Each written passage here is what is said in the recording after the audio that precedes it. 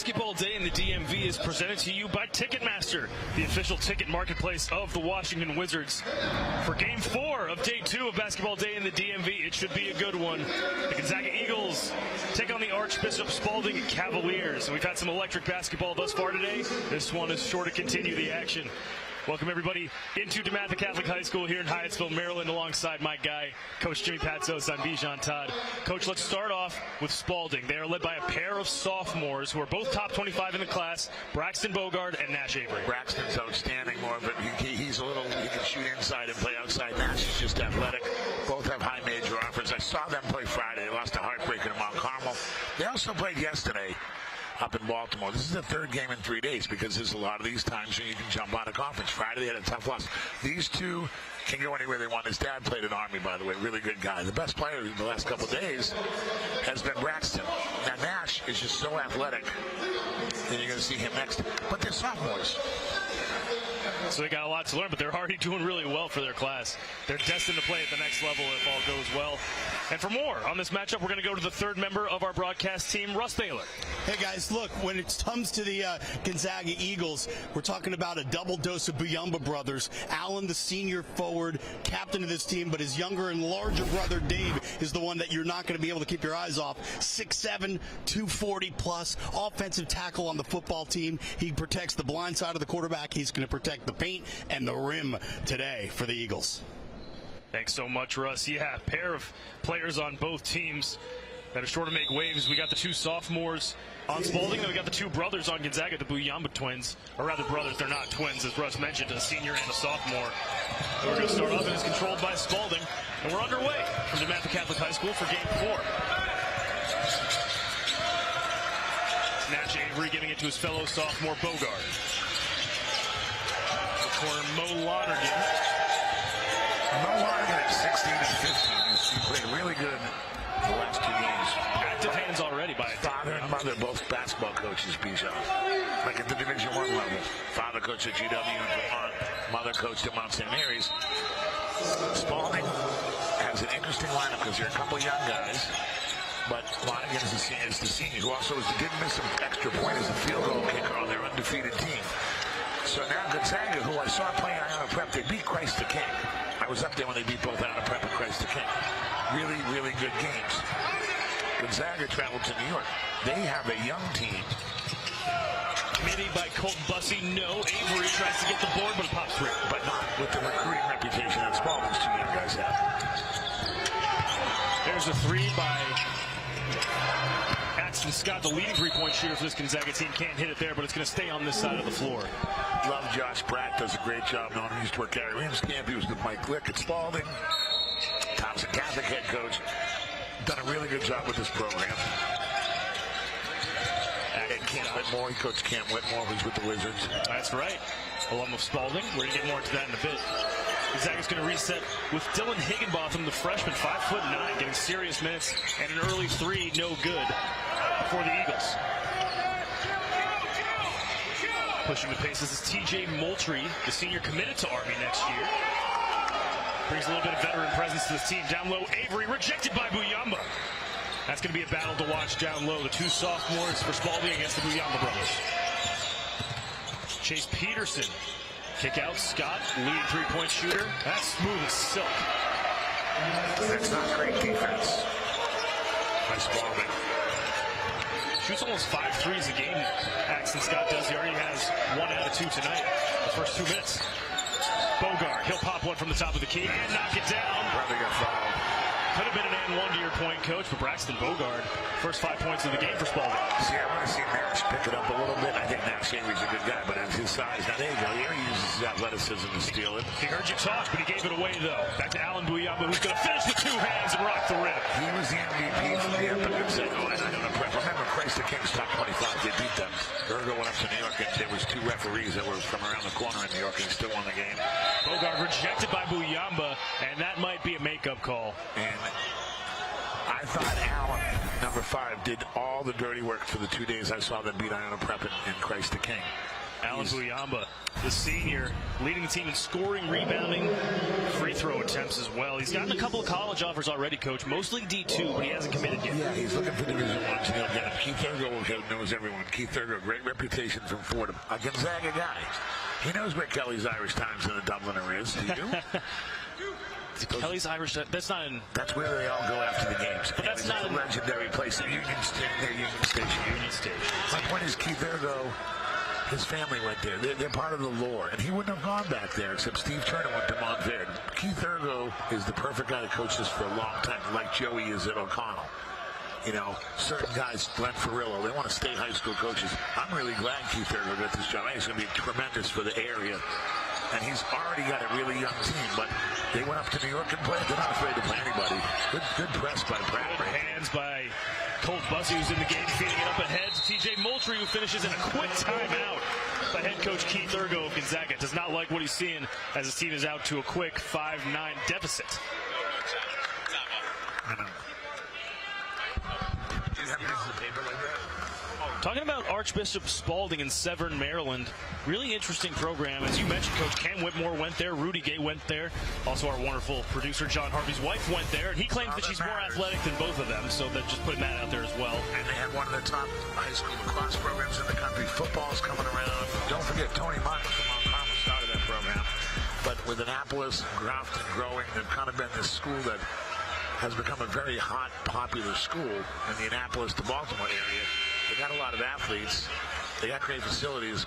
But Coach Pratt has convinced kids, same thing that everybody's doing right now, Bijan, is you can come here and you don't have to leave. In other words, the WCAC has that, but the Baltimore Catholic League is like an inch behind it, but not far with St. Francis, Mount Carmel, John Carroll, Mount St. Joe. And Josh has said, come here and you can stay here all 4 years. Good press break by Gonzaga. Scott defended hard by Mo Lonergan.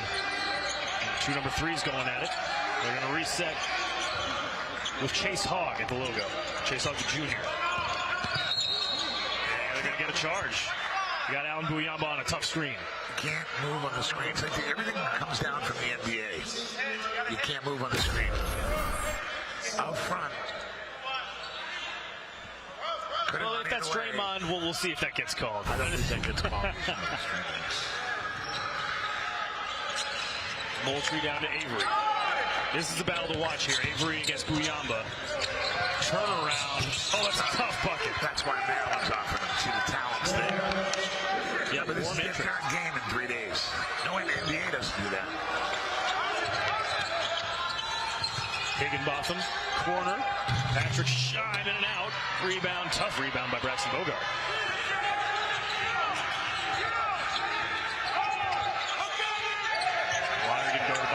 They're looking for Bogart down low. You can tell he's got a mismatch. He's doing a good job of front of the post. Nice pass. Moultrie just in and out of the hands of Bogart. Bogart, even though he's a sophomore, he takes accountability, taps his chest. That was late from last year. Made him in.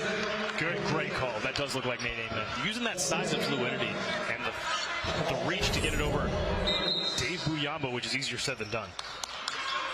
Spalding with a little token pressure. Once again, they're going to try and trap. No more. You got to take away the middle. See, I would have stole that if I was Spalding. Don't let him float the pass there. That's a tough shot. Buyamba's going to pop a triple and hit it right in Braxton Bogart's face. Guy's just getting better and better. I'm surprised a lot of D1s aren't on him, especially with when you get a Gonzaga kid all well-rounded. Great defense by Chase Hogg setting up the turnover. As Alan Buyamba hitting another three. Scores a hair under 15 points a game.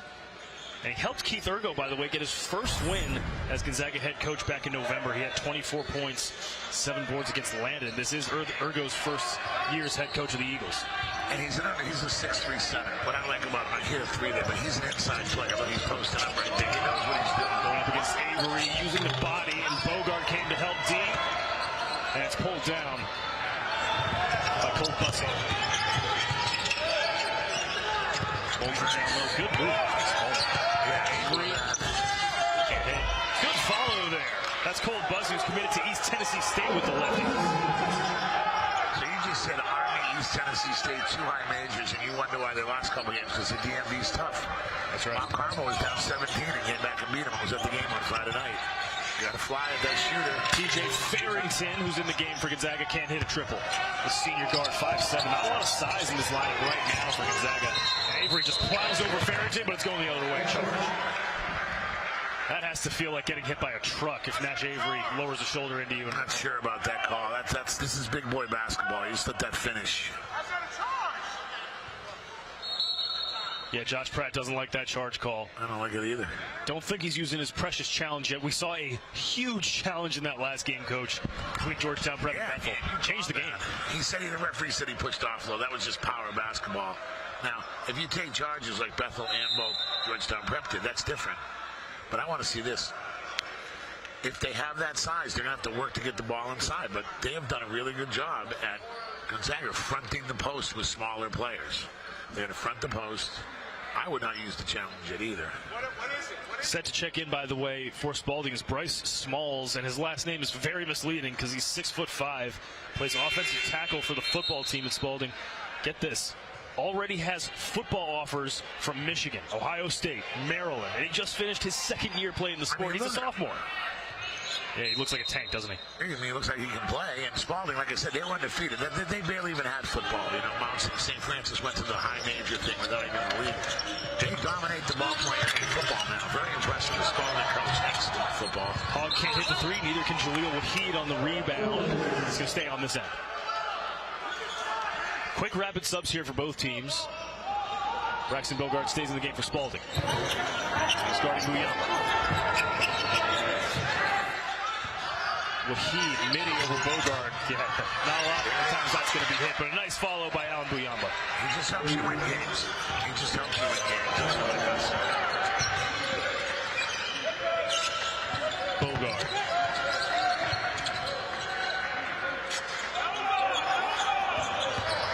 TJ Moultrie right into the lane and a nice righty double dribble. Yeah, going the other way. TJ Moultrie, as we mentioned, the senior committed to Army. Head coach Josh Pratt says he's a typical Army player. He's tough, he's hard-nosed, he can guard guys bigger than him. And he just hit, by the way, 1,000 career points and 500 career rebounds for Spalding. How about that? Weeks ago. You think about that in those numbers, okay? And he's going to go, one of the finest institutions out there. Jaleel Waheed, who also comes from a basketball family in the DMV. We'll talk about that in a moment. Lefty. Patrick Scheim in the game can't hit his three. Coming in for the rebound. It's Tristan Middleton who's in the game for the Cavaliers. See, like the last game, Georgetown Prep was in control. All of a sudden, Bethel took the lead. Gonzaga's doing the same thing. And when I say that before Bijan, because they're not as big. In other words, you look at the guys in warm-ups. Come on. Spalding looked bigger than Gonzaga. Georgetown Prep, who just lost by 2. Great fight, but they lost by 2 with 2 high major guys on their team. Physical defense on the press by Gonzaga. Great court vision, though. And that's a midi. Nicole Bussey won't go hard. I think Cole should have swung one more time. Waheed stripped. Bodies hit the deck. Whistle blown. Jump ball. Good effort by both teams. Quick, fast-paced action to start the game, Coach. 2 feisty teams. Look, Gonzaga knows that this is the first-year coach, but they went in and beat Carroll. Carroll beat O'Connell. The WCFC, so O'Connell's top 20. They went to play DePaul yesterday in Chicago, beat him by 2. Tom Klein-Smith DePaul, top 19 in Chicago. That's what happens. This is one of those weekends where guys are still playing league games, but they're going to go play these unbelievable one-offs. And I think it's a credit to both the Baltimore and DC Catholic Leagues to let them do that. But the independents are here. Georgetown Prep's here.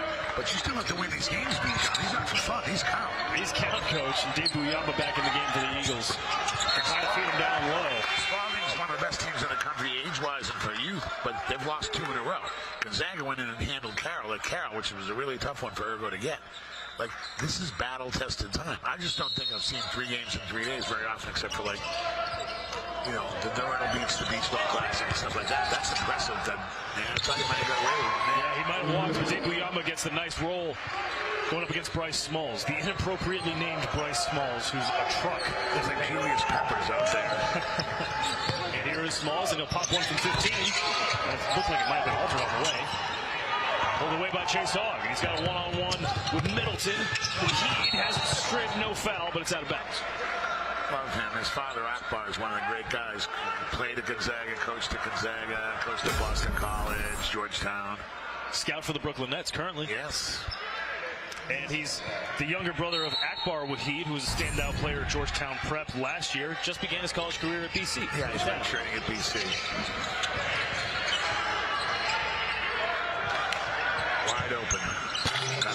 Hit the three. And it's pulled down by Bussey, one of the team captains for the Cavaliers.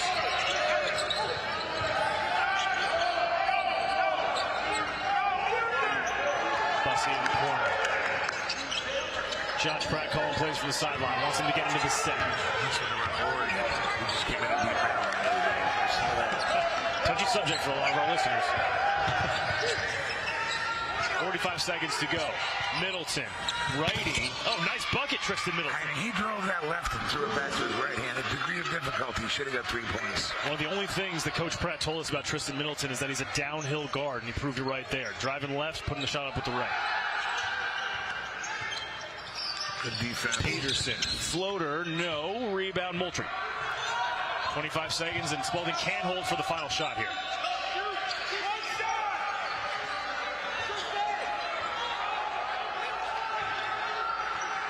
The sophomore Middleton. Hounded by Peterson in the coffin corner. 5 on the clock, tipped away, and it's a steal for the Eagles. Here comes Shine. Into the lane, can't get the roll, and that'll do it. For a pretty fast-paced, electric first quarter, Coach Spalding with the advantage, 15-11 after 1. Tonight on Monumental Sports Network 2, the Whiz Kids take the show on the road against the Phoenix Suns to begin a series of games out west. Pre-game live begins at 7:30 p.m. to get you ready for the tip-off at 8, all on Monumental Sports Network 2. 4 road games upcoming for Trey Johnson and the Wizards.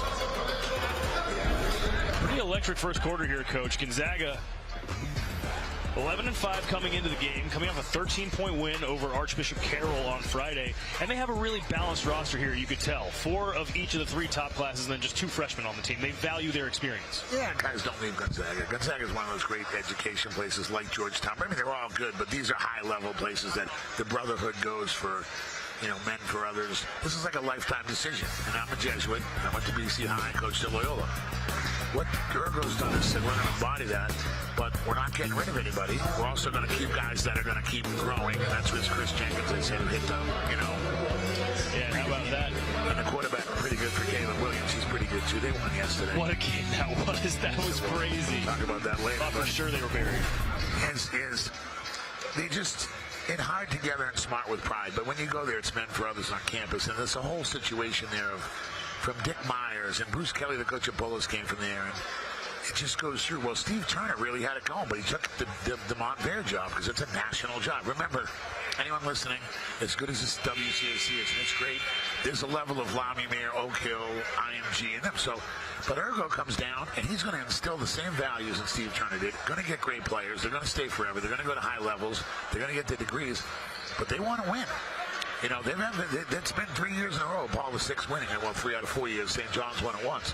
Gonzaga's used to winning titles. DeMatha's used to winning titles. It's not easy in this league. It's not. Another thing about Gonzaga that completely changes the dynamic of the team. They lost their top 9 players from last year, both from graduations and transfers. So how do you recoup all that talent that you lose? That's 9 guys who get minutes. There's a portal in high school, Bijan. Let's go. Grow up now. There's everywhere. NIL is open for biz in Hyattsville, as they say, Coach Patsos. Love you, Bijan. Love you too, Coach. And this is, good defense there. That's Dylan Higginbotham hounding Mo Lonergan, who's got it in the corner, needs to get rid of it, tries to find Bogart, and he makes something out of nothing. Good play by Lonergan to not lose his dribble, but not let him take it. That's why I think Bogart's a little ahead right now of Nash, because he's willing to do the play inside stuff. And Nash is really good. He's like a wing forward. He's going to be fine, you know, which is one of those things that once he starts realizing the force he could have. Nice drive. Yeah, but down low from Scott. That's a nice play. Excellent, the sophomore finishing. But you go back to Ergo. Ergo's going to find players. Ergo knows how to sell Gonzaga because he's one of them. Meaning he went there, but also kids want to play there. It's just Steve Turner left, so some guys left. That's all right. Ergo, this isn't one quick stop. He's going to be there for a while. 12 to shoot. For Lonergan, who gets it to Avery. He's going to catch and shoot a triple and knock it down. So he's not the native man small forward thing. I'm not being critical. Sometimes you should just go inside and dominate when you need a bucket, like post up, because he's so skilled. Higginbotham guarded by Lonergan. 6-point lead for Spalding.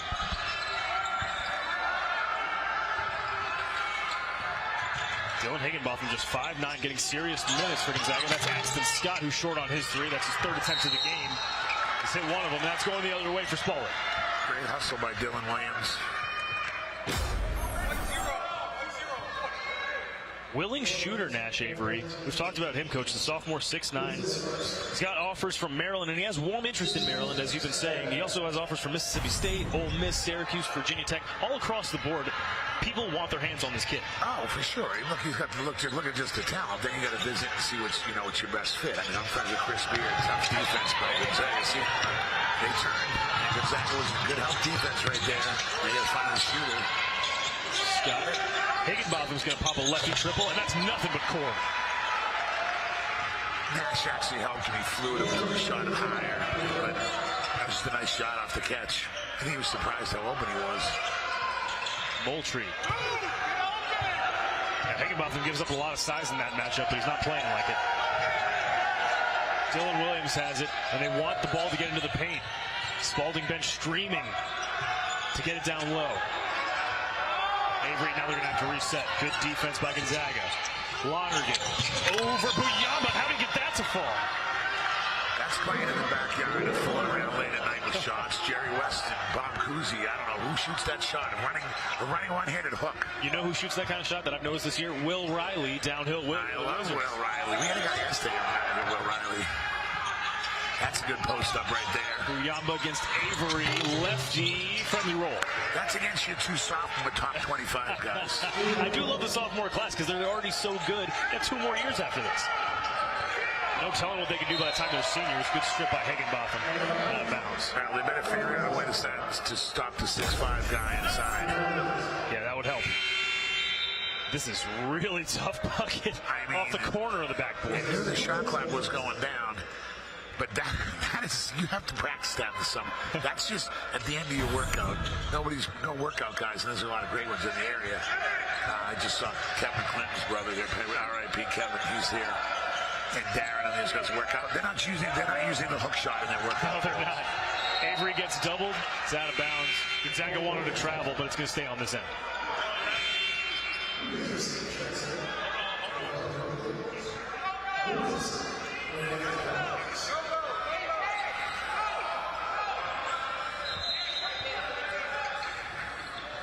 Colt's back in the game. By the way, Walt Williams, shout out to the Wizard, the legend, the Wizard.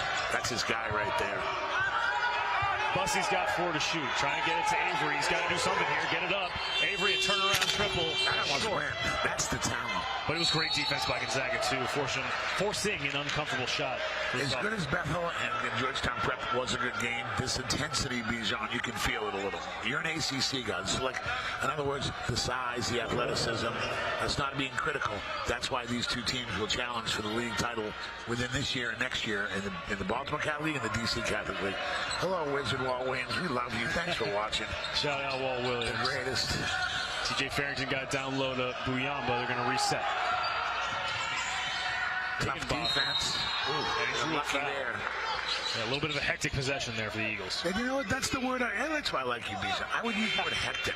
This game's been hectic. Well, Bethel and Georgetown Prep was a good pace, but it was different. This is like Paul VI yesterday. They played with an intense energy that was kind of hectic. Still retain possession here, though. Gonzaga, well, until that, maybe. And it bounces for Chase Peterson. Now Buyamba, lefty roll. He's dominant. The Buyamba brothers must have just learned to play inside. Everybody takes threes, and these two guys do all the dirty work and all play inside the paint. I love that. Speaking about Mo Lonergan, the senior guard for the Spalding team, we talked about it a little bit, Coach. He comes from quite the basketball family. His dad, Mike Lonergan, former head coach of George Washington, also coached at Vermont Catholic University, which you have ties to. I played with him in college. I played with Mike, and his wife's a great player at Mount St. Mary's, and she was also the coach at Catholic University. Absolutely. So he comes from a family of coaches. Yeah, his mom played at Mount St. Mary's. Dad played at Catholic before coaching there, as you mentioned. So what kind of a resume does he bring to this team? Or Mo Lonergan, I should say, his son. Because of the fact that he comes from such a basketball family, what kind of leadership does he bring? It started with a grandmother whose name's on the field. Love Mrs. Lonergan. This is the grandmother at Elizabeth Seton, great school. Candy Cage, etc. His father pitched in Holy Cross when they went to the final 8 of World Series baseball. I've known this family a long time. They love sports. They're just junkies. They go to games. They go to college. I'm in coaching probably because of Mike Lonergan. I moved here from Boston. He took me before you knew we were going to GW, AU, Georgetown, Maryland. But then we came here. I saw Danny Ferry playing high school here. And that's when you realize, wow, this is really different from anywhere else in the country. And that's passed down to their kids. For more on Mo Lonergan, let's toss it down to Russ Thaler. Well, Coach was talking about how great Spalding's been in football lately. Mo Lonergan's been the kicker on the football team that's won 4 straight championships. He's got the leg to go from 55. Quite an athlete. 55? Why wasn't he kicking for the Ravens last week? Too soon, Coach, too soon. And for the Packers last night, you could say. It's not the only football connection on this team, by the way, as Bogart has it down low and he can't hit the righty. Bryce Smalls, we mentioned him. He's a sophomore. He's the number 44 ranked player in the football class from that class of 2028 in the entire nation. A 4-star recruit, number 2 player in Maryland, number 5 offensive tackle in the nation. As I mentioned, already some offers from incredible football programs like Ohio State, Maryland, and Michigan. This is only his 2nd year playing football, and he's already that good. So no telling where his career could take him. And if I'm him, Coach, I'm trying to get that bag in college when I play offensive tackle for a Power 5 school. That's a big number. Basketball has numbers. Football has different numbers. Dylan Higginbotham. What do you want, Miami or Indiana? Ooh, I can't. Well, see, I can't say that because our good friend is Higginbotham can't hit the shot. Scott Fleischer was just here. He's an Indiana alum. His whole family roots for Indiana. I can't say that I want my dad's alma mater, Miami, to win the game. I'm a huge Miami fan. But Dad's he's got great journalism. You know what? I like Indiana. What a story it is. It's a crazy story, and we're talking about this, basketball day in the DMV. We've gone over it multiple times, Coach. It's about players. It's about players, and 4 players on the team. You got the Buyamba brothers right now. You got the 2 sophomores for Spalding. What are you expecting the rest of this matchup to hold? There's only a 1-point difference right now. No, it doesn't mean they're all athletes. It's just guys learn how to. The biggest thing I've got from here, my point is Indiana upgraded their players, okay? In football, that's why they're better. My thing here was, Bijan, is there's all kinds of players in the DMV, talented. They have great lineage. They do this, they do that, they're scrappers. Because the coaching at the lower level, I've determined from Baltimore to Richmond, is the best coaching at the youth level. And that's where it's all coming from, in my opinion. Nice pass. Buyamba had it rejected. There's Nash Avery on the block for Spalding, trying to take it the other way with 2:30 to go. And it's taken right back. Chase Peterson on the steal. See, Chase was front the post. Now he's just going too fast. Here's Maggie Lonergan with the ball. Great pull. See, she's coaching from the bench as well, from the sidelines, from the bleachers. Just sometimes too much, but that's okay. They all care. They all care. Look, the hectic pace. What I like Gonzaga's doing is fronting the post. Gonzaga's making every pass tough. That's the first one that they kind of had easy. Look, the ball pressure's there. And see, once again, passing lanes. This is why they're causing turnovers. Nice pass. His brother on the other end fouled. Looks like he's going to go to the line. I believe that was in the act of shooting. So the Buyamba brothers combining for some back-and-forth action. Yeah, Allen's. He's 6'3", 6'4", but I like him. He plays. Gary Williamson always said this: if he's an inside player, he's an inside player. But you know who was the first undersized inside player in this gym? Adrian Dantley. Really? Yeah, that's right. Yeah, he came from here, DeMatha, who went to lead Digger Phelps to the Final Four and then Notre Dame and playing the NBA for 15 years. Undersized forward, knew what he was. You couldn't guard him. Alan Buyamba hits his first free throw. He's shooting just under 70% from the line this year. Yeah, the Hall of Fame. If you put every player from DeMatha, from this program, into the Hall of Fame, that wall is going to be about 10 miles long. It's interesting. You're probably right, Bijan. I know Adrian Daly's in the Hall of Fame, but it's James Brown, the announcer, and Danny Ferry, and Gerard Mustaf, R.I.P., all kinds of different players. But what they've done, most of them, with the rest of their life, that's what Morgan Wooten will tell you. Morgan Wooten helped me get in coaching, him and Jack Brown. Morgan Wooten will tell you it's what you do with your whole life, and he really preached that, and it really worked. Gonzaga's forced 9 Spalding turnovers, as you saw on your screen, cutting this lead to 1. Spalding extended here with Braxton Bogart lowering his shoulder, and it's a charge. It's going the other way. This defense by Gonzaga is suffocating. You know what the referee is doing, and he's doing the right thing. It doesn't matter whether it was technically a challenge. It looks bad. In other words, right here. Whether that he beat him there, no, he forced his way. You got to make the pass. Right here, you have to see. Right there, pass it to the foul line. Well, you know what? The referee, I would have called it. In other words, whether he's moving or not doesn't matter. It didn't look right. Yeah, a quick sub. They take Bogart out. Coach Josh Pratt And does. hello to Kathy Wood, Morgan Wood's wife, still around, still over at University Park. But we love her, and Joey just had a big win in Chicago. What that family did for this whole area in basketball cannot be understated. Alan Buyamba. I told you Bijan, this guy. Bijan came in, I said, he's not going to look the part. I don't really know what he does. He just makes them win. He's a smaller but older Buyamba brother, as Russ mentioned at the top of the broadcast, but he makes things happen in the paint too. Just 6'4", but using his muscle. Minute and a half to go. And a great student. Yes, also a big part of the equation, of course. TJ Moultrie hounded by Chase Hogg. Moultrie. Bussy, lefty three. Won't go. Rebound Buyamba. What defense by Gonzaga. Buyamba to Buyamba. To the line. It's not the shot when the shot clock's going down. Either you go all the way to the offensive last or sprint back. The brothers Buyamba. See, that's a tough shot. No, you can't backpedal. You got to sprint back, Colt. I like him. I like his hustle to knock the ball out of his hand, but you got to sprint back when you miss. This is the younger but bigger Buyamba brother, Dave, the sophomore, 6'7", plays forward and center, leads the team in points in the paint this year. Coach, he averages double digits scoring, but just in the paint. He averages about 13 points a game, and 10 of them come. He looks just like Kenny Wood. If you're wondering who that is, that's James Wood's father. The Nationals center fielder that starts, that guy's father who beat Syracuse in Indiana at Richmond, that's what he played like. That's what he was like. Almost big enough. But he does everything right. Dave, the younger Buyamba, does everything right. He kind of can block shots, but he's like a 5 or a 4. He's not an inside player. Both him and his brother, they're not afraid to play inside. That's what Kenny Woods played like when he was a Hall of Fame at Richmond. Look at the post up. Buyamba, this time he uses the right. He can do it with both hands. He's going to have a sore arm from me hitting him. I told you. Like, he took that to the other side of the rim, but you know what? It started with his hard post up. So they couldn't turn the ball over. About an 8-second difference between shot clock and game clock. Lonergan trying to make something happen for Spalding. Moultrie. And back out. You talking about playing hard as a skill? Gonzaga has that skill down. Moultrie with a jump stop, mini. Can't get the roll, and another stop for the Eagles. And a rebound off the rim. They got plenty of time with 9 seconds left. He's going to set it. I bet she's going to roll. Into the lane. Kick out. Jacob Williams into the game. His first shot is a triple, and it's going to end the first half. What a way to close it out for the Eagles. Rolls, shooter from one corner to the other. You can't guard him because you're trying to take away the paint. That is well extra. I'm stealing that play in case I were coaching again.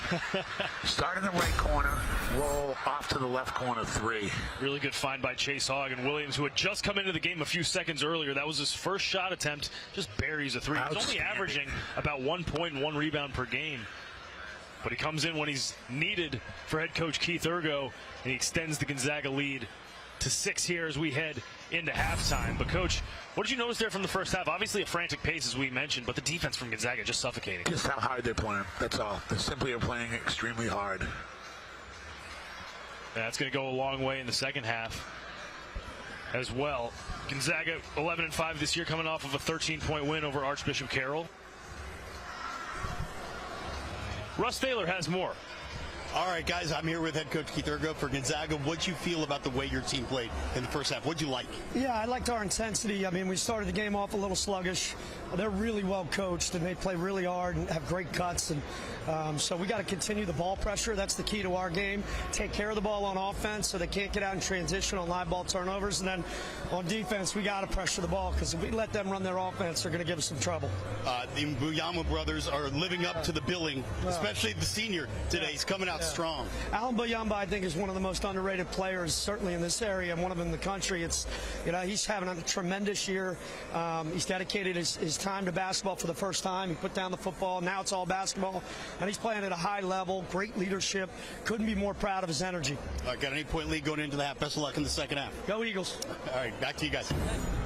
Thank you, Russ. Thank you, Coach Urgo. Gonzaga ended that quarter on a 13-4 run in the last 5 minutes and 10 seconds. They got a 6-point lead heading into halftime over the tenacious sophomore duo of Spalding. We'll have the second half coming up on Monumental Sports Network.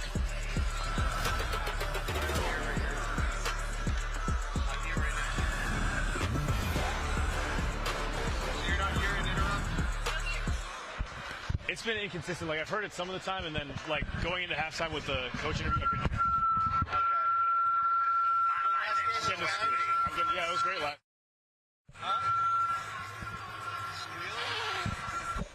I'm so ugly, it's unbelievable, but I don't care. Yeah, there was an issue with that yesterday, too.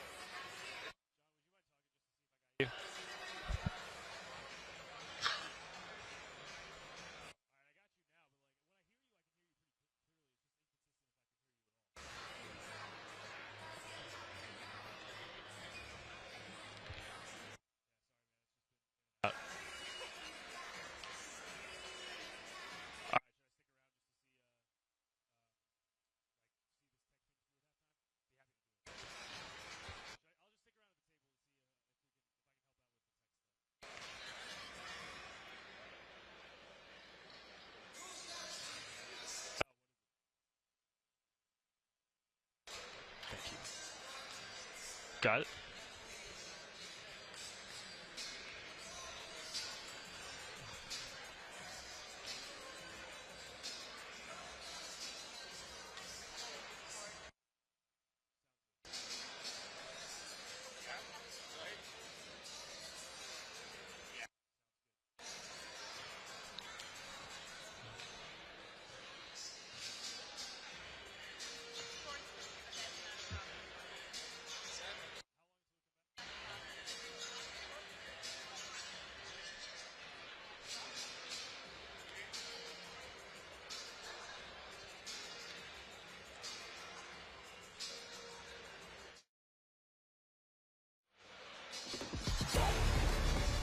Richmond men's basketball hosts LaSalle at 7 p.m. in a Wednesday night edition of college basketball on Monumental Sports Network.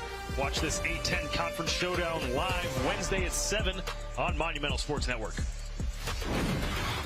Welcome back, everybody, into DeMatha Catholic High School. A really good game we got on our hands right now between the Gonzaga Eagles and the Archbishop Spalding Cavaliers, alongside my guy, Coach Patsos, who's been telling me I told you so all day, by the way. I'm Bijan Todd. Coach, if we look at that first half for Gonzaga, it starts with Alan Buyamba, who's been doing it on both ends with his suffocating defense and his post presence.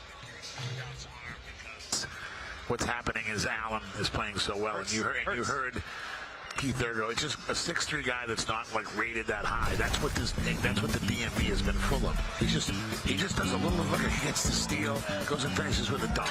He's waiting for Division I offer. I don't there's a problem, because I would have taken him at Loyola or Siena. He gets a rebound, he hits a three. Look at how he posts up, and he's going to take it to the other side, take his time. Once again, it's not like the perfect form, but it goes in. And he plays good defense. I was in New York when he beat not only on a prep, but it plays the game. And Braxton's just, look, he's going to take a three. This is why he's being recruited by everybody in the country. And he's only a sophomore, by the way. He's learning. He posts up, Lonica gives it to him, he scores. He hit a three, he posted up early, he had a block shot. And he's a team takeover guy. He plays for Keith Stevens. So in the summer, he's playing at the highest level. Team takeover is like as good as you can get in the AAU circuit. Future's very bright for Spalding, but Gonzaga's not backing down, Bijan, at all.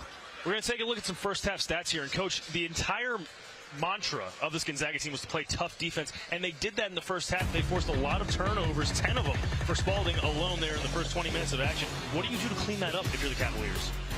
A, you have to step to the ball. B, they don't really have a true point guard right now. Mo's more of a two guard. Their point guard's out right now. But nobody cares about that at halftime. You have to get the ball moving against their defense because they're so on the ball. So you have to pass them more. But I think they got to step to some passes. But really, when they're getting out toughed when they're fronting the post. In other words, Bijan, you confront Tim Duncan. Well, he's going to spin, and I say it because he went to Wake, and I mean that. I coached against Tim Duncan. By the sophomore year, his footwork was so good. You have to move your feet to catch the pass. It's not your hands. That's why they're turning it over. I'm always down for a Tim Duncan shout-out. Our halftime stats are brought to you by Ticketmaster. Ticketmaster has you covered with a wide selection of seats for every game, even if you're making a last-minute decision. Get your tickets today at Ticketmaster, the official ticket marketplace of the Wizards and the NBA. Second half action coming up.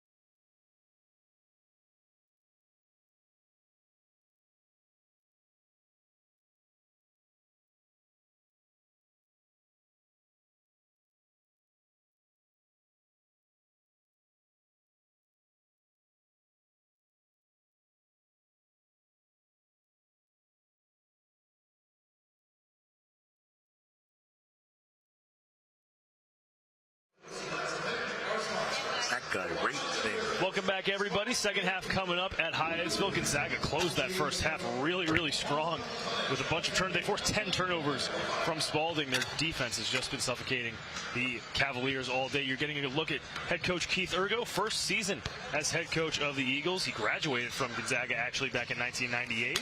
He was an assistant with this program from 04 to 07, then an assistant at Villanova, Penn State, and Fordham before being promoted to head coach for the first time at Fordham, where he was until this season.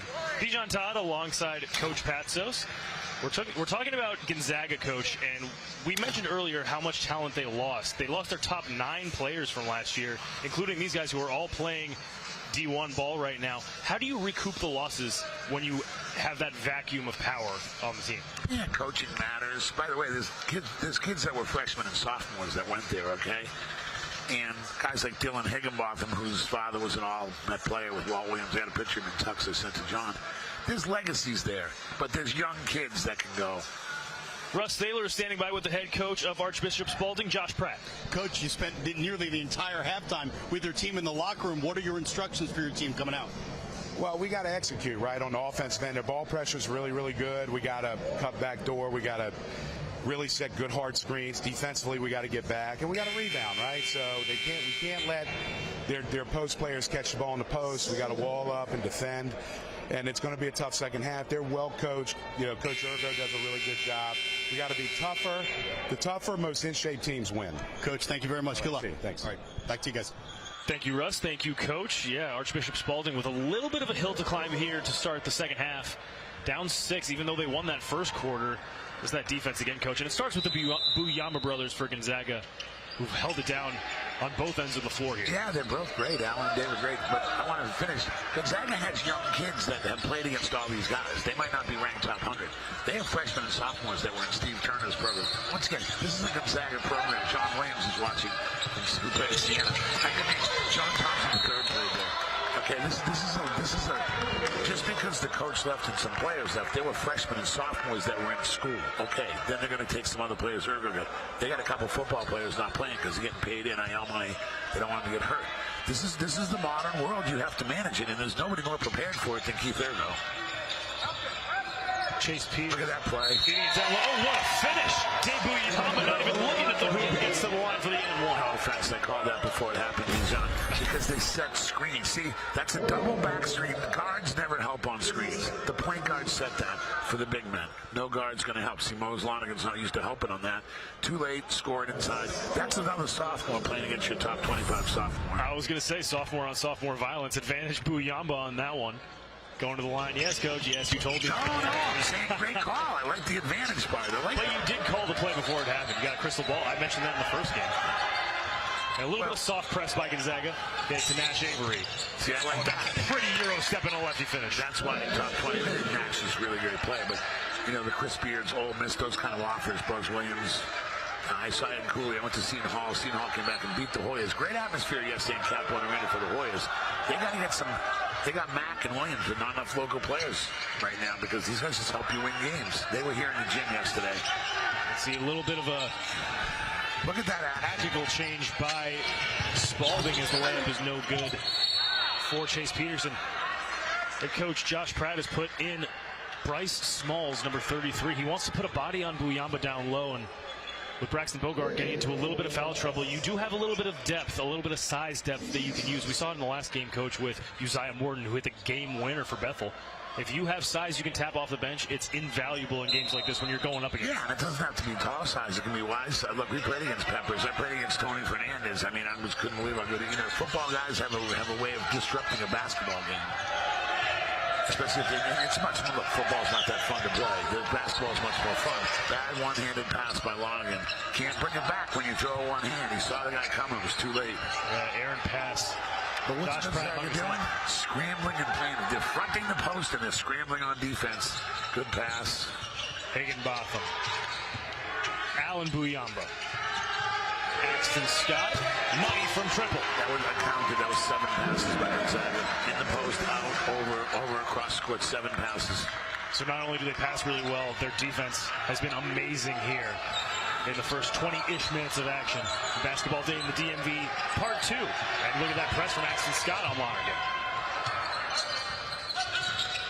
Avery from Bussy. He lost control before he went up. I actually like that no call. I'm totally with you, Bijan. Why? Another three right there. You got to call timeout if that goes up. Buyamba Moultrie with the challenge. Buyamba gets his own and puts it in. And yep, you called it, coach. Timeout, Spalding. I'm with you, Bijan. If you jump, that's not a foul. In other words, he went up with him. That's fair. And the ball was popped loose before the contact actually happened, I believe. Let's take another look at it here. This is just effort. Gets really it, misses, gets his own rebound, up again, the double jump. Intuitiveness, if you will, from Buyamba. And there's no excuses, but Spalding's playing its third year. They played yesterday. Mookie from Team Thrill. They had a one-day event in Baltimore, just like they had a two-day event here, just like they had an event in New York over Christmas. This is what they do. But what's great is when you're college coaching, now they don't have to come as much because everything's not just on TV, it's synergy. But you can't get a better look. In the last 2 days, when I coached at Loyola and Siena, this is a mid-major heaven. These guys are good kids. They come from real programs, but they also have great grades. But you're getting to see what they're going to play against other college players like. Yeah, we've talked about the power vacuum, coach, that was left at Gonzaga after they lost their top 9 players from last year. It's not just basketball players, though. 2 football players are now playing D1. Carter Meadows playing at Michigan. That's a heck of a program right there. And he's got the chain to match, of course. So he leaves Gonzaga. You need to fill the gap left by him. That's why you bring in all these new players. Then Tyson Harley, who's playing at Virginia Tech. Those are 2 really good football programs for kids who have played for these Gonzaga Eagles less than a year ago. But you know what the Gonzaga players that are still here said? We don't care. We just want an 8-2 run. Because I'm glad they don't want to play for James Franklin down there. And you can go to Michigan and play for whoever against Ohio State trying to chase the national championship. But we're still in high school and we want to play. I wish they would play, but there is a lot of money on the line. And I don't know how the NILs are worded. You would probably know more than I would. However, Keith Ergo's like, who wants to play hard and play Gonzaga basketball? They're up 12 against Spalding right now. And I told you, and I'm not just saying this for the 100th time, Christ the King is a real powerhouse in New York, on a neutral court in New York. They beat them. They've been down a prep that has 2 pros right now, and Matt Ryan and Ty Jerome. So they went up there, and Ergo said, we're ready to play. Cold Bussy for 3 in the corner, no rebound, Buyamba. And now they're going to run a little bit. Pushing it with Scott, back to Buyamba, who gets a court-top screen from his brother. And can't finish here. That was Matt Avery who came in. Buyamba again got fouled from behind. You like that? I love you too, coach. You like that little Gortat screen reference? I do, and I like your power vacuum term. I'm learning here. This is a fun day. I'm the one learning. Let's do all games together. We should. 12-point lead for Gonzaga. It's post up. That's going to be trouble for Spalding. And there's Bryce Smalls. That's 2 fouls in, 5 seconds for Bryce Smalls. And now, when you have Braxton Bogart in foul trouble and his replacement in foul trouble, now you have a bit of a problem on your hands. Look, this is no criticism of the older brothers. Sometimes big brothers run the roost. Dave's footwork. Dave's like he's going to be like a high major. He's A10 right now from what I can see, okay? Allen does it more by like force of nature. He is very skilled. This left-hander is very, I know he misses free throw. His footwork, his hands, you've seen it before.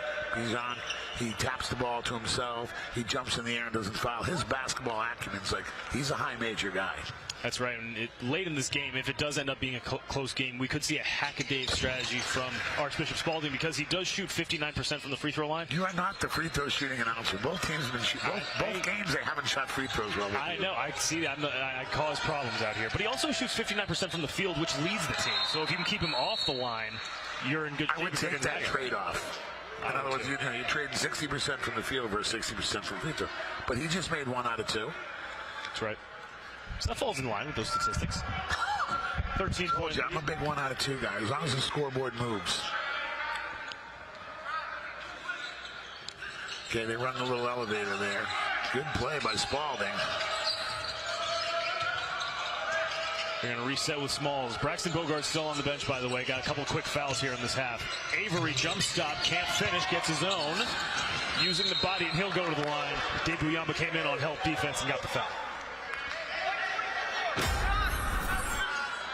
This is Nash just showing why he's, top 100 sophomore. And I'm on the McDonald's committee, and I'll be out there at USA Basketball. And these are tests for Spalding right now because these young guys, the other team's excited to play them, Bijan. Gonzaga's missing players for going to college and transferring, but Spalding is missing some guys too. And for more on that, we go to Russ Taylor. Yeah, they've been shorthanded all year, guys. Josh Pratt was telling me he hasn't had his full starting five pretty much all season. Cam Carter, starting point guard, not in the lineup today, but he's soon to come back maybe this week, coming off an ankle injury. We're seeing Colt Bussey out there, the left-handed shooter, looking good, coming out of missing 2 months when he had pneumonia, had to get one of his lungs drained, so he's just getting back up to full speed with the third game in 3 days. We might be starting to see some of that attrition on its way from Spalding right now, with Gonzaga squeezing him by 11. Thank you, Russ. Great point. Yeah, that's a very important aspect of this game, Coach. Third game in 3 days for Spalding. How do they even have the energy to compete with this up and down action from Gonzaga? He should be excited to be on TV. Cam Carter is a legitimate miss. I mean, he's your point guard. You can tell they're struggling. See, Keith Ergo knows to scout. He said they're not their point guard. Well, Cam Carter kind of makes the team go. And when your point guard's smooth, everything else is. You just talked about John Wall. It's nice when you have a real point guard. By the way, Wall, what a wonderful guy. Avery jump stop. That's pretty. He saw the mismatch with Scott, and he took advantage. And he drove it left back to his right. John Wall was here today to watch the volley. He wanted to see those girls play. He was great yesterday. Talked to the teams. But most importantly, Wall talked about how he loved his time in Kentucky. Steal for Spalding. They're just feeding Avery. Yeah. He's trying to go right at Buyamba, and he draws another foul. He's going back to the line. I like that he drove it left. Pratt's doing a good job getting him to drive it to get to the foul line. There's a reason they feed these guys down low. It's because even if they don't hit their first shot, their stick-to-itiveness is crazy, and they have the length to compete with the size of Gonzaga down low. Look, they all want to shoot threes because of Steph Curry. I get it. And everybody wants to be a perimeter player because it's easier. But at his size and athleticism, if he keeps driving the ball and getting in the paint, good things are going to happen. 11-3 as Nash Avery missed the free throw. See, you glared at me every time I talk about free throws, they miss. I'm going to stop doing. I want players to succeed. I'm going to stop talking about free throws for a couple of minutes here, Coach. Do you think, Bijan? You're on fire. I love it. He's right, though. You got to make 1 out of 2, but when you're a high-level player, those are free points there. That's when Nate meant we saw his growth for Highland. Logan Miller is coach, great guy, know him well. Nate meant by the end of the senior year, everything was like flowing, free throws, block shots, and these are young players. You know, Nash is only a sophomore. Before everybody gets too critical on him and Braxton, they're still sophomores. Oh, look at this trap by Spalding. I like that. You got to get that. Colt has to be there, so you got to go to the middle when he's trapping on the sideline. Scott to Higginbotham. Look at the lack of size from these guards for Gonzaga. They give up a lot, but when you have the Buyamba brothers in, it doesn't matter that much, even though this is going the other way. By the way, Jack Lynch in the game for the Eagles, the junior center, 6'5", and he's taking the spot of Dave Buyamba right now, who got a very well-deserved rest.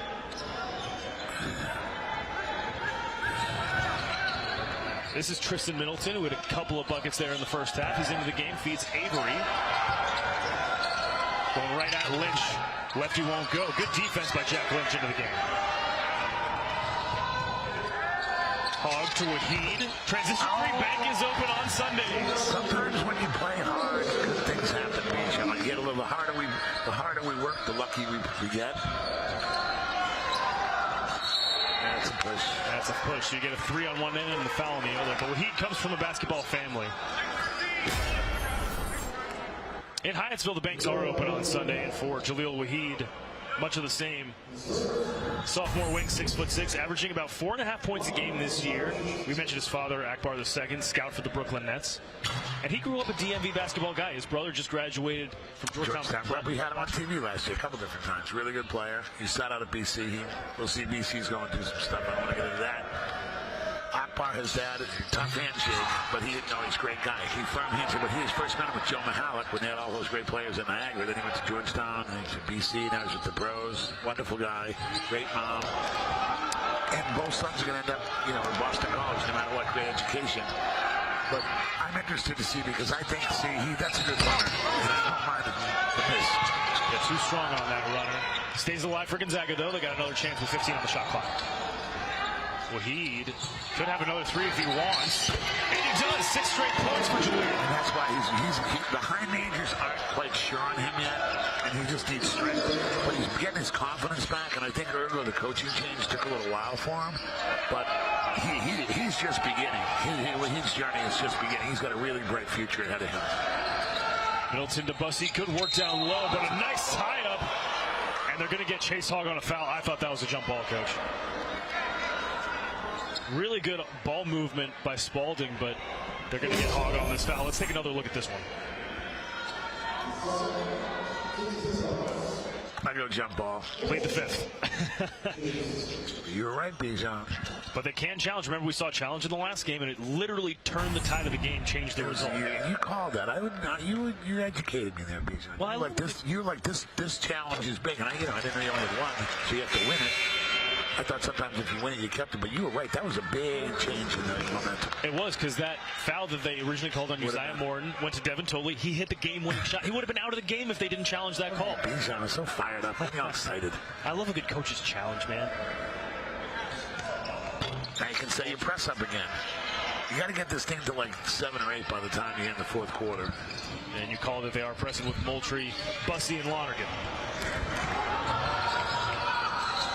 Wahid, who doesn't have the size that his brother had, but has the same amount of fluidity and court vision apparently with that behind the back pass. Wahid down low, tough pass. That's a long two from TJ Farrington. Can't get the roll. Avery has it. Good rebound by Nash. See, that's what you want. Now you got to get something good in transition. Just finish that. Moultrie, and that's a charge. You can see it a mile away. Great job by Jack Lynch into the game for the Eagles.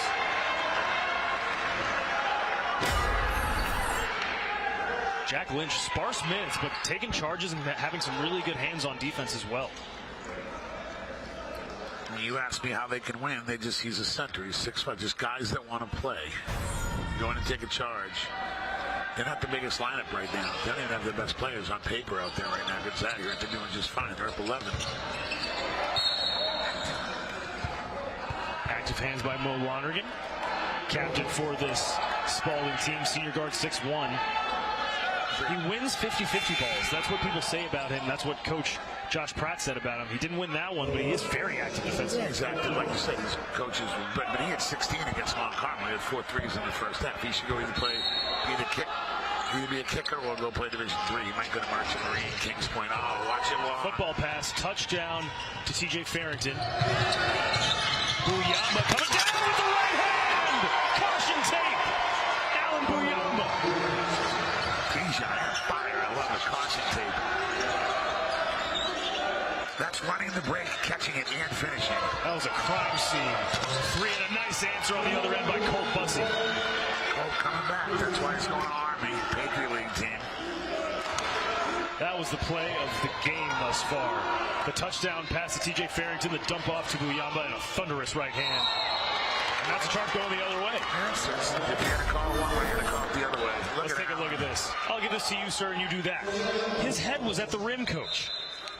And remember what Ergo said. This is his first time playing all football. And a nice job by Bussey to kind of temper that momentum that was firmly in Gonzaga's favor. Yeah, you just don't want to get out of hand. It's 10 right now. Spalding, you get it to 6, 7, or 8. Going into the fourth, you're fine. You regroup. You got to put Braxton back in and then figure out what to do. Dylan Williams into the game for Spalding. Haven't seen much of him tonight. He's bringing the ball up, and he tries to toss it to Nash Avery. He wasn't expecting it. Up ahead, Farrington, right away. That turnover is one thing. Leading to that kind of basket's way too easy. There goes Mo. Oh, nice English on the roll, but he couldn't get the finish. Buyamba, open man down low is Wahid. He has it now, kind of by accident, but he cleans up the pieces. Easy passes up. Remember when I said I wanted to go in under 10? Well, it's 14. That's not good for Spalding.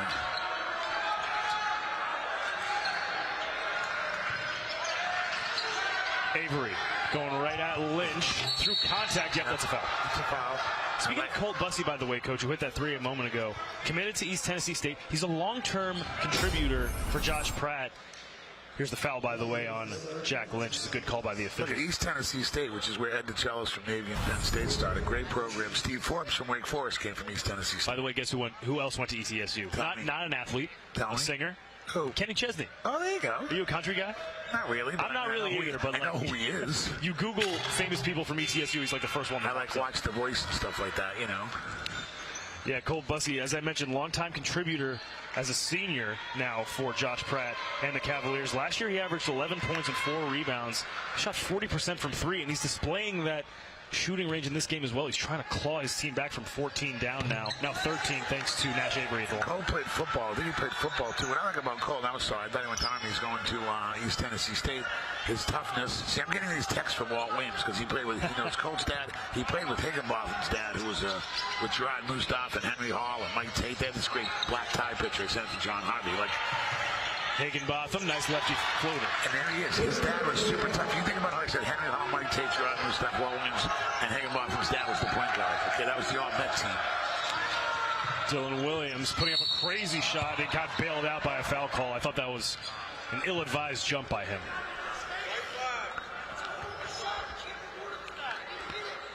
Yeah, Keith Urgo can't believe it. He said you can't reward a player going in without control. But it was a heads-up play, though, by Dylan Williams. He knows that he had the momentum, so he said, I'm going to draw this And contact. the officiating has been pretty even. I agree. Couple charges each way. There's some reaching going on. There's a little bit of hectic play on both. And I think the referee's been very good today. Checking in for Spalding is Eli Farmer, the sophomore, 6'7". Coach Pratt told us he's playing through an injury, but he probably was going to suit up regardless today. And given the foul trouble to Braxton Bogard and Bryce Smalls, you have to tap some other players here. And Farmer actually has 2 inches on Smalls, so you're not really giving up a whole lot of size. 3.3 to go. What can the Eagles do? Have to get it in. Football right to the opposition. Half court, Bussey. And we go into the fourth with Spalding down 14 to Gonzaga, who continued their momentum from the first half into the third quarter. And boy, that dunk from Alan Buyamba just got the entire gym rocking. The Washington Capitals road trip continues tonight on Monumental Sports Network when the Caps face off against the Nashville Predators. Pre-game coverage begins at 6:30 p.m. to get you ready for the puck drop at 7 p.m. You picking up on that? I am, Coach. See, Josh Pratt, you have foul trouble, but you're not really executing when Gonzaga presses you in the half court. They haven't been able to break that press efficiently. Well, what we're talking about is with Josh, it's 3 games in 3 days, but you scheduled it. You've had some injuries. You have some. You just said that Urgo lost 9 players. In other words, you can talk to Bethel about losing the guy that one of their starters was hurt. Georgetown Prep, they've had a pretty smooth run, but they had a couple guys leave last year that went to Division I. Everybody has some different stuff going on. You know what it is? You got to play on the day you got to play. Speaking of Spalding, by the way, a really interesting connection to the current Washington Wizards. Guess who went to Spalding? Cam Whitmore. He spent all 4 years there. Class of 2022, which does not seem that long ago at all. And you can tell he had an NBA body back when he was in Severn, Maryland, playing for the Cavaliers. He's not the only alum of that school, though. Rudy Gay, also an NBA legend, I like to call him, went to Spalding. He spent his entire career there, even though he came from upstate. McDonald's All-American and everything. Obviously, 93rd most all-time points. I actually did not know that. He's top 100 in scoring because he had a career that spanned about 15 years.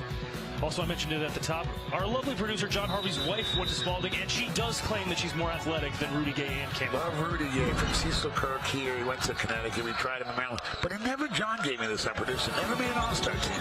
Yeah, that doesn't fit. I would have guessed 2. That's unjust, if I may. Rudy Gay should have made an all-star. I would have guessed 2, but he was on a lot of winning teams, and we know how hard it is when you're on a winning team. So here's my thing. Josh Pratt, his future's so bright. They got to get Cam back. But right now, you're kind of in a dogfight. And I kind of said this to Bijan when I first came here. I'm very impressed with both Nash and Braxton. I'm not being critical at all. I wish I had them on my team. I think their future's bright. Just like the team at Georgetown Prep. The other guys are circling all those names, Bijan. And they have the ability and the know-how to play in the DMV like... I go to high school games, I won't name names up in upstate New York and stuff like that, where guys won by 50. You know, Herder was up there, and Kevin Herder won by 50 every game, okay? That's not happening here. But these guys are fired up to play these high-ranked guys, Bijan. That was kind of my point when I came in. Like, those other guys know who they are. Right, here comes Chase Hogg off the turnover. By the way, third quarter stats, guess who's leading for Gonzaga? It's the Buyamba brothers. Dave has 16, Allen has 15.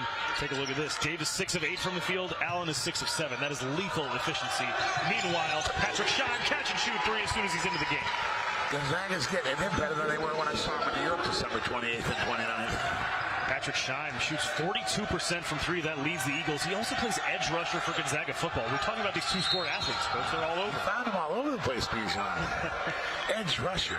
And he also has a football offer from South Carolina. And he has the frame where you can tell he can put more weight on. He could be deadly on the football field and obviously on the court. Yeah, he's got a little ways to go. Now, edge rusher, we need one of those in Baltimore, too. We need a kick on an edge rusher at the Ravens. Why don't you get in Patrick Scheim's ear? Tell him, hey, go to South Carolina. I'll give you the recruiter number from my boy at the Ravens. Look at that. You got to call timeout again. They're on fire right now.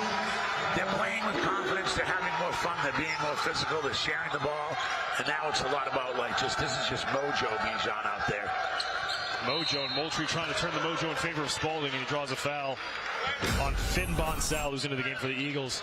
Look at this. This is a little Trey Johnson action. Transition running three. You stop that guy. If you haven't been to a Wizards game, and we love Monumental, we love DMV, Day in the Hoops, and we love doing Towson and Georgetown, and GW, but we're a pro team too.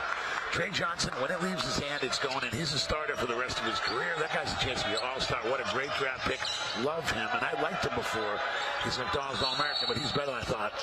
Mark my words, Trey Johnson, by the time his career is over, will have averaged 25 points in the NBA. That's a big number. It's a big number, but hey, he doesn't miss. He never misses. No, his touch is good, and he's like a better three-point shooter than Beal. Maybe not as athletic, but look at that, wide open corner. Moultrie, and they can't make it. Can't hit it. Braxton Bogart, who's back into the game, can't hit. There's a whistle.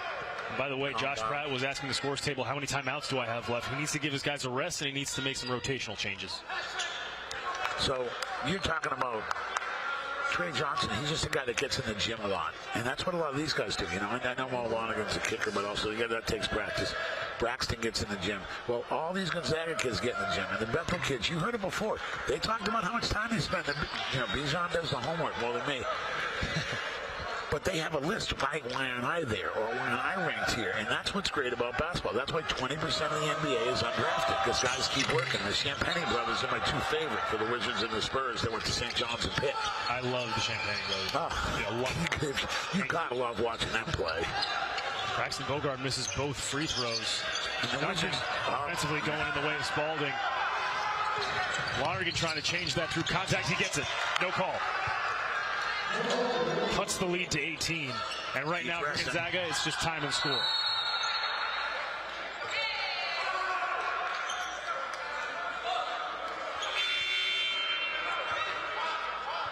little bit of an argument between Josh Pratt and the official. I think he was waiting for a call to happen that never came. He did. He got the 5-second call. He was just a little late on it. And guess who comes back into the game for Gonzaga? Try to put a bow on this one. The Uyama brothers. 6:05 left. Keith Ergo says, let's put this one away. Keith Ergo's used his bench well today, including Shine's three. He might be an edge rusher, but that guy made a nice three. Bussy to Lonergan. You got to post up if you're Braxton. Yeah, they're trying to feed him. Lonergan, Moultrie, drive and kick. That's Avery in the corner. And that was a well-orchestrated play, just couldn't get the finish. That's a foul on Spalding. It's going the other way. And Coach Pratt can't believe it. Nothing going his team's way on offense. No, and I think you're right, Bijan, about the momentum. It's a bit of momentum change. But they made shots in transition. You said to Trey Johnson. Bijan's point was that's like Curry. That's catching a three in transition and firing it regardless of the defense. That's when you know you're hot. 18-point lead for Gonzaga. Less than 6 to go. George Washington men's basketball takes on Davidson in an A-10 conference battle this Wednesday. Watch live Wednesday at 7 p.m. on Monumental Sports Network 2. Now, Coach, that had a connection to George Washington earlier in the game, right? Well, we're doing that game. Byron Kerr and I also know all the guys at Davidson. They're Bob McKillop's Suns coach. Both teams heading towards that. Remember, George Mason's the best team. The A-10's a 1- and 2-bid league right now. And let me tell you something, GW, Chris Caputo's fantastic. Let's listen in to the Spalding Huddle and head coach Josh Pratt. Okay, Nicole, you understand? Okay, that's one. So, you guys got me? Let's push up. Push up. Go 11 back to 1. Okay, you guys got me? All right, any questions? Double team. All right, here we go. Together on 3. Ready? 1, 2, 3. Where's the ball at?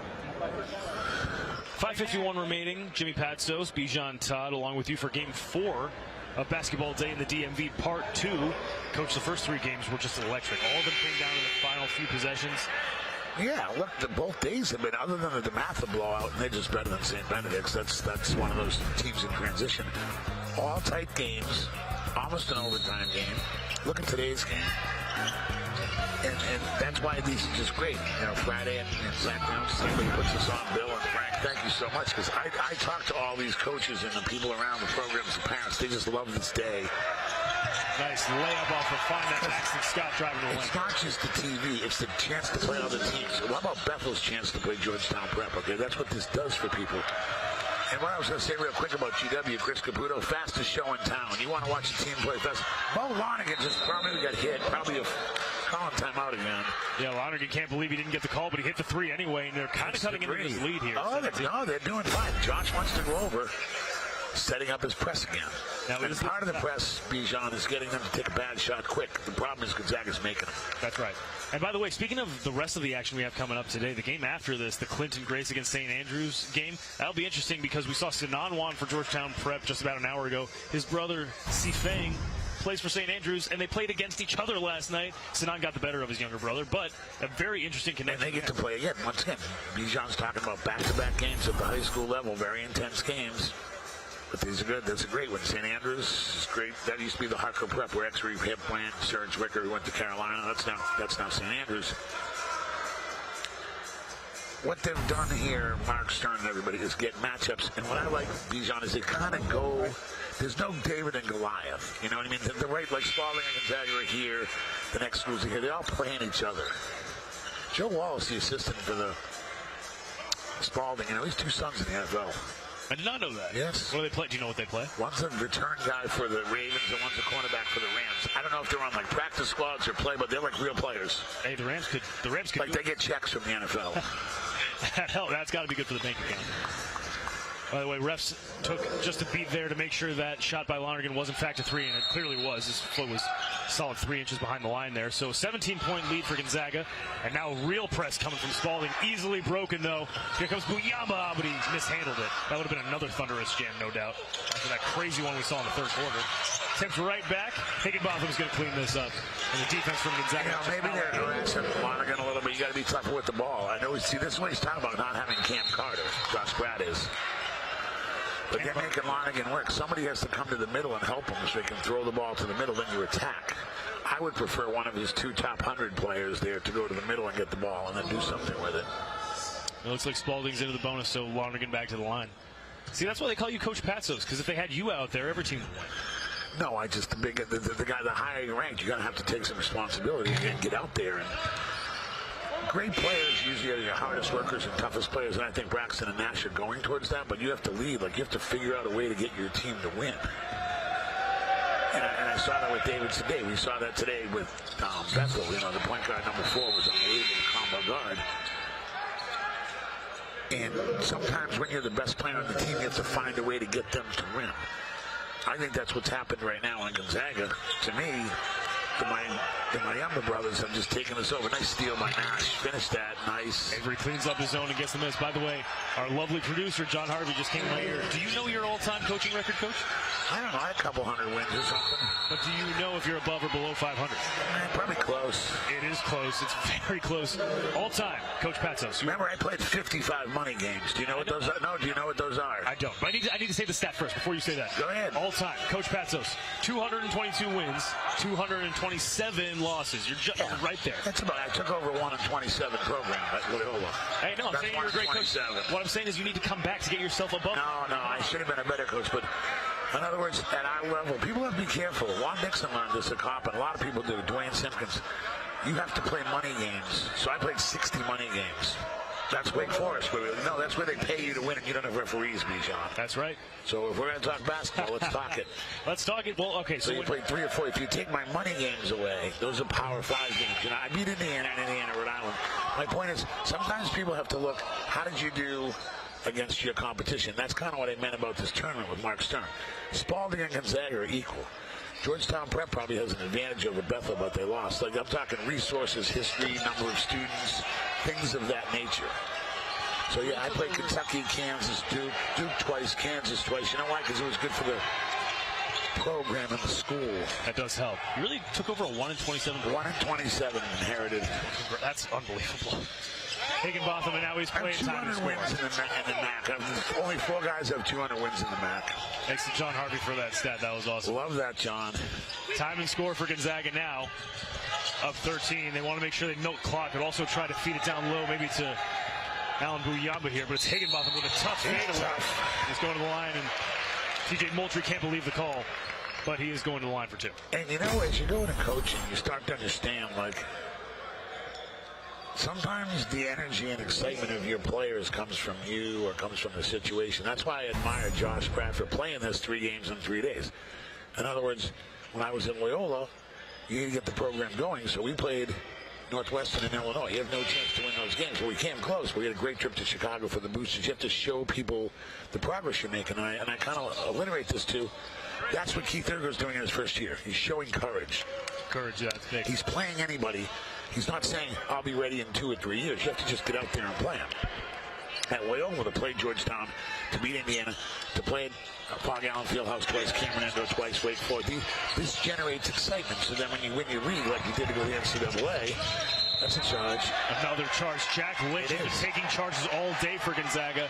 He's one of those glue guys who you need on every team. Oh, you need a glue guy. I love Mike. And these big games are fun for the players that are kind of the glue guys. That's what I mean. This whole dissertation on my coaching is like, a lot of it has to do with the energy of your program. And Ergo is clearly saying, this is who we're going to be. We're going to go to New York and play 2 tough teams. We're going to come here and play Spalding after a weekend of playing Carroll. And that's infectious. Josh Pratt has to sort of get his group together, whether they have Cam Carter or not. In my opinion, they're really good. He just has to get them to play a little more passionately in terms of, like, people are coming after Spalding. That's my thing, Bijan. Everybody knows how high those kids are ranked. 3 games in 3 days. That's tough. Unbelievable. But I'm just saying, they got the big rep. They're going to write that on the board. And that's why I love this tournament so much. Yeah, head coach Josh Pratt in his 7th year at Spalding. They're 10-10 coming into this weekend. So barring a crazy comeback here in the final 3 minutes and change, they're going to drop below 500. You got to stop there. Yeah, they're going to have to score. And it goes back to what we were saying. It's tough pass on the run. By the way, for Spalding, we're getting our first look at number 2. That's Azriel Adofo. He goes by AZ as Braxton Bogart with a nice 2-handed finish. I like junior guard, 6'1". Calls a timeout, says I don't want to see any of that.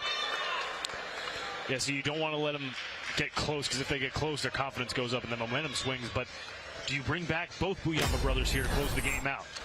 I would. It's only a 12-point game. I mean, I lost the game up 10 with a minute to go. It's Maryland versus Duke. Like, anything can happen when you hit threes, miss free throws. You've been already jinxing all the free throw shooters today, BC. I know. I'm sorry. I should have done that. You don't tell the truth. So, and what we were talking about, in case you're jumping in and going, what are they talking about? We're talking about playing bigger teams and taking these advantage of these games. Bethel Academy is going to go down for the rest of their career and say, we beat a guy that's probably in the NBA. We probably beat 4 high majors, right? Bijan, that's on Georgetown Prep. And Devin Tolley is waiting to get a Division I scholarship. Uzziah Morton's going to use this game to motivate him. Let's talk about the game before. It was down to a once. There was 2 seconds left when they scored. Unbelievable back-and-forth game. That's what's great about these games, because for a lifetime, Bethel's players are going to say, oh, that guy's on Purdue, that's guy on this. And that's going to keep happening with these games, because St. Andrews got players, and so does Clinton Grace. That's right. We got almost 4 games down today for Basketball Day in the DMV Part 2. For the 5th game, Clinton Grace taking on St. Andrews and Sinan Wan's brother C. Fang, who just played last night as well. It's coming your way at 4:15 on Monumental Sports Network. Our friends Tyler Byram and Chris Wright will be on the call there. Love Chris. Now, Chris Wright, another great player. Another great. St. John's at Georgetown. And went to Georgetown. Does a great job on the radio. Yeah, I can see why Keith Ergo took that timeout. 8-1 run as you Tyler's so excited about George Mason being in first place, even though it's VCU, Richmond, Dayton. But George Mason right now is the highest ranking, because that's where Tyler went. See, this is the stuff we do all day in the office, everybody. That's why we're lucky to do what we do. I'll tell you this, if I'm Spalding, whether you win or lose, they need to press more, because this press has been very effective. Now they're going to trap the corner. They're trapping. Yep, they got Hogg in the corner. Tries to get rid of it, and he finds Wahid. Turnover. And Wahid's trying to get it over the timeline and does. And now they're probably going to take it back out, and they do. It's just trap after trap here for Spalding. You don't want to foul necessarily. You just want to make it difficult. No foul after that point. You're right, Bijan. Farrington can't hit his corner 3. Take it right away from Hogg, and you can't have that happen if you're Spalding. correct, Bijan. I'll stop you when you're wrong. I'm sorry for Did being all Captain that Obvious. work. You're stating what's really important. All that hard work, and we didn't get that rebound. But I take away from this from Josh Pratt. We can learn we learn more from losses than wins. Okay, how do we become good sailors, Bijan? We sail in rough seas. Oh, wow. I'm going to get that tattooed. I've never heard that before. Yes, how do you become a good sailor? You sail in rough seas. Let me tell you this. This is not the easiest pass for Spalding, but if they can come back and win the Catholic League in Baltimore, which they can, St. Francis really good, but they had Mount Carmel on the ropes. I'm not sure John Carroll's got one outstanding player who can score. Aiden's going to UMBC, but they got plenty going on in a good way at Spalding. I like their press. To be down to find out you can press, I like that. Nash Avery at the line, coach. He's got 15 and 5 today. Part of the incredible sophomore core here of Spalding, along with Braxton Bogart, who has been in foul trouble, but they're both on the floor right now. And Avery, 4-star recruit, number 20 in that class of 2028, according to ESPN, nationwide. Number 2 sophomore in the class of Maryland. Farrington, layup, no. Bogard and Buyamba battle forward. It's a jump ball. Bijan, they made him miss 3 times in a row with the press. The problem is what? They don't get the rebounds. Yeah. You got to crash the boards, and it's tough. Well, you're coming back. There's no room for mistakes. Whatever happened in those 4 minutes, which Gonzaga just, those 4 minutes when as you said, it was hectic pace and they were making shots. It went from 8 to 20 like that. Spalding's going to make nothing easy. It's Hogg with 15 to shoot. Coach Pratt knows what he's doing. Coach Pratt's going to be fine when the tournament's the last week of February for the BCL. Screen from Buyamba. Hogg uses it to go left. Good deflection there by Dylan Williams, the senior who's into the game for the Cavaliers. 3 to shoot. Let's see what out-of-bounds play they run here.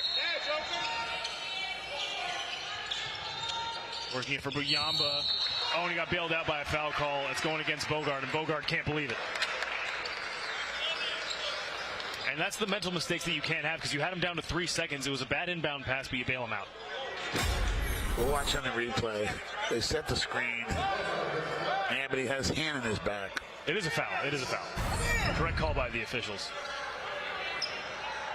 And that's something that you figure Braxton Bogart will learn over time. He's just especially when you watch videotape. Got to go to the film room. And we say either we're going to accept this and get better, or we're going to stay in denial. And I just had Lito's Pizza, so I know what denial's like. But it was delicious. From Mark Stern brought us a piece. Tell me it was pre-cooked bacon, please. I don't know. I just got the pepperoni. But here's the thing.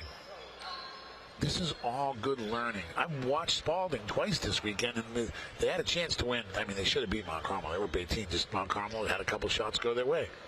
Stay with it, Josh Pratt. Get Cam Carter back. Everything's fine. You got a great program, a great camp. Everyone loves you. You got a great future. I take away from Spalding this. Press more, and then don't turn the ball over. Whether you have a point guard or not, you have to find a way not to turn. Because turnovers, Bijan and I were switching our heads all game because Gonzaga's defensive pressure was relentless, and it led to scores. They got easy buckets on the other end. That's Coach Jimmy Patsos. I'm Bijan Todd, taking you through the ending of Game 4 here. Oh, boy. That was a tough foul there by TJ Farrington. He hit the deck. He's okay, though. Taking you through Game 4 of Basketball Day in the DMV Part 2. 3 electric games thus far today, and this one won't be as close, but still a very entertaining game between Gonzaga and Archbishop. Once again, Bijan and I have been saying this, and that's, you know, we're ACC guys from the old days at Maryland. He went to Wake, etc. These are the names you see. And when Weaver came in here from Davidson last year, the assistant coach, but when I see assistants that played, or I get texts from Walt Williams, or coach, well, this is the new generation, and it's all ages but there's just more schools now in the DMV, and that's why this is a great day. The Clinton Graces, the Bethels, they weren't around, okay? This is a new thing, because there's lots of players, because everybody here loves to play, and there's lots of good players. That's what today, what this boys and girls, this has showed me. There's just so many players in this area. It's really so impressive. That's a good steal. Steal, yeah, it's Dylan Williams. Nice pass. If he hits this, it's interesting. And a rebound by Waheed, tied up. Great play by Jabil Waheed. Up ahead. Oh, great hands there again by Dylan Williams. A really good pressing team. By the way, if it was a regular game, he probably would have drove it and cut it to 2. They're trying to get a 3 to cut it to 10. Bijan's right. If that goes, that's a big difference. If you get it to 10 with under 2, you're actually in business. Oh, yeah. Especially if you can figure out who to foul, which I might foul, Allen, I might foul. But with 13, you're going to have to play the game here of... They just didn't score enough points today, Spalding. Left a lot on the free throw line, as we've seen all day, really. Buyamba Higginbotham, and he's going to milk all 10 seconds remaining on this shot clock. Peterson into the lane, went up with the left, rejected by Nash Avery. Great block. That's why he can press. Because remember, the last time they had a baseline out with 3 seconds on the shot clock, they fouled. Can't do that. Well, that's where Ergo has sort of an advantage. College guys have a lot of sense for out-of-bounds special plays. Look at that. TJ Farrington, money. That's a big 3 in the corner, and that might just ice it. Lead back up to 16 with less than 90 seconds to go. Set the screen. They try to take the lob away from last time, Bijan. Guy who set the screen popped out wide open. Buyamba has the steal on Avery. Of course he does, because he does everything. That's a Terminator. I love that guy. He does. Does not stop. How do you? Let me ask you this, Coach. Terminator. I've seen Arnold Schwarzenegger. Yes, I've seen the term. I've seen the Terminator 2 Judgment Day, which might be better, by the way. Might be. Does not stop. Allen he just plays and plays and plays and plays. Let me ask you this though about Dave Buyamba, coach, the sophomore, and about these 2 sophomores for Spalding. If you know you're already this good as a sophomore, how do you keep your head down and continue to get better through your senior year? Well, that's why you play better teams, because it motivates you to have to raise your level of your game. These games show you you're not where you're supposed to be. That's what I meant. I lived in upstate New York for 5 years, and lots of good players. I'm not being critical, but it wasn't like this. Guys winning by 50. You could drive out in other parts of Indiana where there's great basketball, but guys, when they have an All-American going to Purdue, they win by 40 points. Every game's been tight here. Okay, to Mathis St. Benedict's, I didn't see it. The girls' game, Ivana's the #1 player in the country. St. Francis had him down. Because those girls are going to Towson and Monmouth or wherever they're going to go. Some are going high majors. It's just something in the water and the coaching here and the competitiveness, and they're not afraid of each other. But as long as you use this to learn, that's the question, is what do you take away from this? Gonzaga took away and Bethel took away that being, and Paul VI took away. Size doesn't matter. Let's be feisty. Let's do the little things. Let's get the loose balls. Let's get offensive rebounds. Let's hit the guy on the out-of-bounds play after he sets a screen. A lot of execution things went well for the teams that won. We talk over and over again about how good of a crucible of basketball talent this DMV area. Thank you, I appreciate it. How good of a crucible this area is for talent. But the reason this tournament came together was to showcase the talent that's already here. And with Jordan Smith Jr., with Ivana Wilson-Manyaka, with these 2 sophomores. Jordan Smith Jr., that guy's playing in the NBA. Oh, yes, he is. He hasn't committed yet, but I can't wait to see where he commits, because he's going to bring an insane level of talent. I think John Wall was here helping Calipari. That was pretty sweet to walk in this morning and see John Wall coming to take in John Wall was awesome game against St. Francis. He only stayed for that game, by the way. He came specifically to watch the girls' game between Bullis and St. Francis. That's what I mean. So he wants to see players and know the certain names. John Wall he's a hoop junkie. I love talking Word of God from Raleigh. We talked about Bartner and beat those teams. He said, John Wall, if I wasn't going 1 or 2, I would have gone back to Kentucky. He values college. He says guys should definitely go to college for a year. That's right. Patrick Scheim into the game, trying to get it ready to go. Won't go. The cleanup is there from Jack Lynch, who has been my favorite player to watch from this game, Coach. He does the dirty work. He does, and you said that he doesn't play that much. That play epitomized the game right there. I agree. They missed, but there's Lynch just to clean it up. Christian Wilson can't hit the 3 second chance opportunity for Dante Davis, who's in the game for the first time for Spalding here. Spalding fans, let's get Cam Carter back. Let's keep getting better. And understand that the Baltimore Catholic League's wide open, and so is the MIA. They have 2 tournaments in Baltimore, MIA and Baltimore Catholic League, and then there's Mark Stern's tournament at the end of the year. There's 3 times to get a championship for Spalding. Everything's fine. Josh knows what he's doing. Gonzaga's going to improve to 12-5 this weekend after this win. They got upcoming road games at Good Counsel and McNamara before coming back. The Stags of McNamara, my surprise men's team in this area. The girls are outstanding. We all knew that. The men's team, they're much better than I thought. Hayden Samuels, right? Whose sister plays on the girls' squad. That's a 3 up from Finbon Sal, no good. Rebound will go up ahead to Dante Davis. And a 3 is up in an air ball from Christian Wilson. And that will do it. Bijan, you're outstanding at your job. I appreciate you, Coach. You are too. Good. No, I'm just saying, you've gotten better. And might I say you're one of my favorite people to call a game with, because you bring the energy.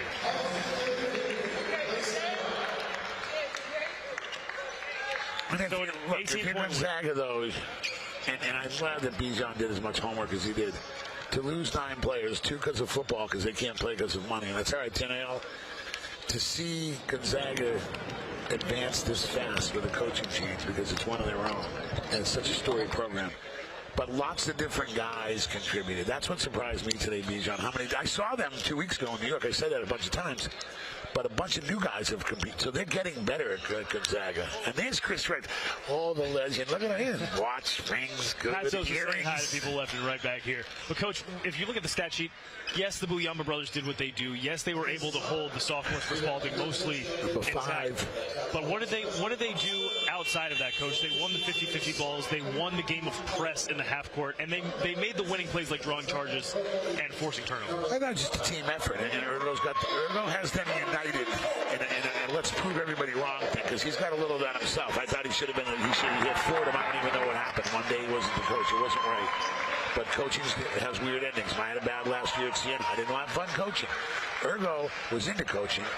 And I think Gonzaga got lucky when I wanted Steve Turner to stay, but to get him, to have these 2 brothers he inherits, the sophomore, I told you he's A10 or above. His brother needs to get a Division I scholarship immediately. I love that wrestling belt, by the way. It's good. Mark Stern does. I love Mark Stern. Thanks for dressing up for the occasion. How about that? You're framing that if you're Mama Buyamba for the brothers Dave and Alan, who won MVP today. And these are the highlights, especially from Alan Buyamba, rather, Coach, the senior, and his brother Dave, the sophomore. They held it down for their team because they made plays on both ends. They don't turn it over much because they have like strong hands. They get loose balls. But there's clearly a mental feel for the game. You watch Bijan. They like that, just catching and putting it up quick. Okay, Allen getting the steal. Once again, posting up and getting it up quick. Left-handed gets it, jump. They're very efficient. But all those plays, Bijan, means they're not going the other way and scoring. Like no turnovers, they finish. They set good screens. All that little stuff adds up. And that's the stat that jumps out to me the most is the point. Exactly, the points off turnovers. 21 for Gonzaga, 6 for Spalding, and an 18-point win for the Eagles, who improved to 12-5 after a win today. Let's go Russ Saylor. Let's go, Russ. Eagles flying high on this day thanks to the Buyamba brothers. Alan and Dave will start with the senior. Alan, you came out strong. You seem to be all over the court early on. What did you feel about your team's performance today? I mean, we started off a little slow, but, you know, you don't always get the strongest start, so you just got to pick it up. Dave, what did it feel like out there defensively? It looked like you guys really clamped down hard on Spalding. The emphasis on the game was rebound, defend, claw for all 32 minutes, and I think we did that. Guys, this team is coming together as the season goes along with a new head coach. What's been the biggest growth of this team from day one to today? Connectivity, attitude, you feel me? Like, we just had to get a feel for each other. And now, you feel me? We just keep getting better and better. All right, and then what's the goal as the season goes on? It's starting to wind down now. Win every game from now on. We're going to achieve a WCAC championship. I don't think nobody can stop us but ourselves, so we just got to keep working every day, keep the grind, leaders lead, other people join together, connectivity, attitude. All right, well, congratulations, Gonzaga, with a big win over Spalding. To the Buyamba brothers, MVPs of this game. Well done, gentlemen. Good luck the rest of the way. And now let's send it back to Bijan and Coach. Go Eagles! Go Eagles! Thanks so much, Russ, and thank you to the brothers Buyamba who helped their Gonzaga team get the win today. Coach, final thoughts, not just on the Gonzaga win, but on the incredible 3 games we saw before that. Thank you for having me. Those 2 brothers being co-MVPs, they're going to run that tape for the rest of their life, for the video. That's why this is great. What a special moment. And you caught them saying, go Eagles. You caught them saying we can win if any. They don't have any excuses about what happened to them. They got a new coach. Their energy's great. Watch out for Gonzaga. Spalding will learn from this. Georgetown Prep will learn from this. Beth will gain confidence from this. Davidson Day can't wait to come back from Charlotte next year. They were so impressed. And Glenn Perillo proved why he's the king until someone knocks him off. What a great 2 days. What an amazing 4 games. But it's not done yet, though. We still have Clinch and Grace against St. Andrews Episcopal. Our good friends Tyler Byram and Chris Wright will be on the call for that one. For Jimmy Patsos and our wonderful producer, John Harvey, I'm Bijan Todd. What a game and what a set of games we've had here in the 2 days of basketball day in the DMV presented by Ticketmaster. The action continues from historic DeMatha Catholic High School in Hyattsville, Maryland, with the 5th and final game coming up on Monumental Sports Network. Thanks for watching.